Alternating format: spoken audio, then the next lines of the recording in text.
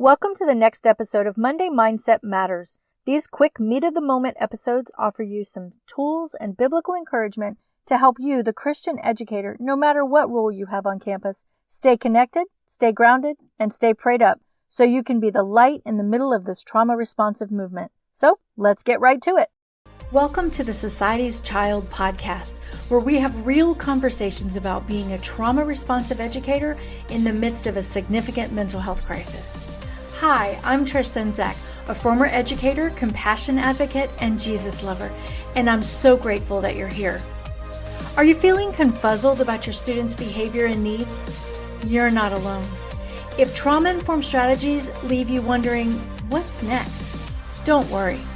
My friend, I've been there too. As a foster mom and a child of complex trauma mixed with my experience as a teacher, it's led me to finding a compassionate, whole child approach that's evidence-based, practical, and transformational, and I'm so eager to share it with you.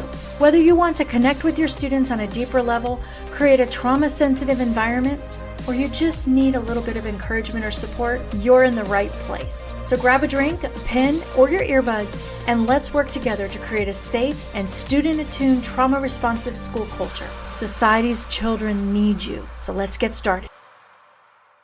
Hey educator friends, we're excited to be here today for episode number 50. And that is super exciting because some people say that podcasts don't even make it past maybe a couple months. And here we are going into, actually we're approaching month 7. So I'm super excited about this. And I pray that this is helpful and hopeful for you as an educator, because that's my heart. And that's where I really want this to be, is something that's going to be doable for you and something that you're enjoying and getting something out of. If you haven't found us already or joined us over in my Facebook group, look up Society's Child.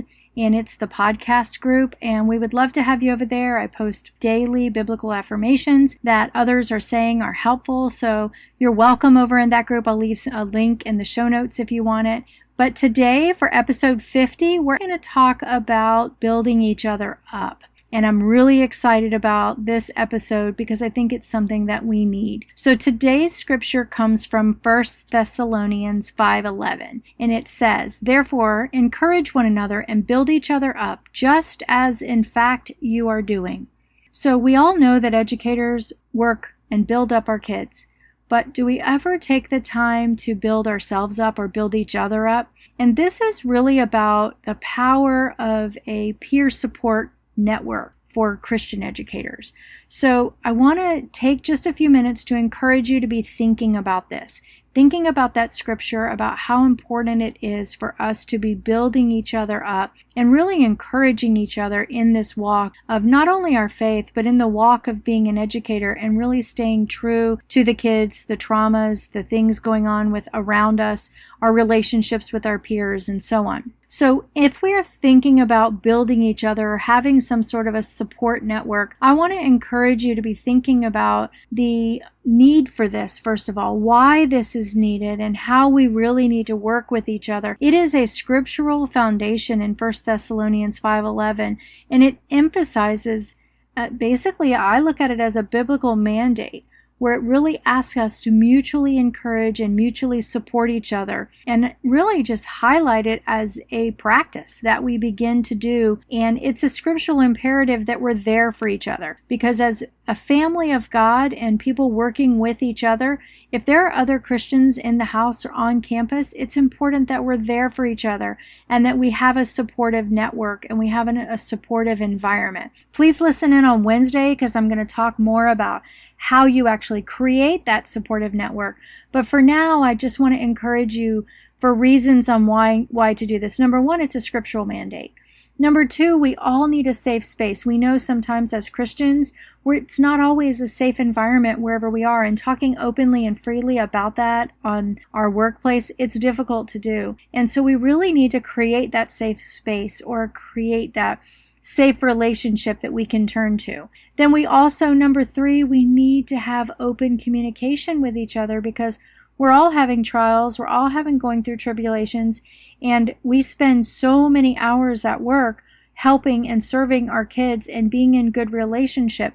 It's important that Number 3, we have an open communication area or a place where we can go and be honest and be open, check in, talk about things, and be able to encourage each other when we're struggling. And I think this goes right along with what I've been talking about all along in the last few weeks about self-care and well-being, and how we're coming into a summer, and I want to encourage you guys to really be thinking about how you're going to come back refreshed and renewed and ready to go. I think if you knew that you had this in place going into the next school year, you would be probably walking into the school year a little bit better prepared and knowing that at least you have someone to turn to, or you're going to be looking for this or setting it up. I know that this can be a professional challenge, especially in the workplace for something like this, but I know that there's a way to seek out that network and find ways to build each other up. And that's what I want to encourage you guys to do. I hope that this is helpful, and I hope you'll really think about 1 Thessalonians 5:11 and how you can take a bigger step of encouraging each other and building each other up in the workplace and on your campuses. Because that power of peer support, especially for Christian educators, it means so much more than just having a buddy on campus. It's a different place where you can be vulnerable even in times of uncertainty. I want to encourage you to think about living into this spiritual imperative, think about creating that safe space, and really having those lines of communication open. Those are your takeaways for today. I want to encourage you to find someone that you can build up and encourage, and really think about how and where you can do this.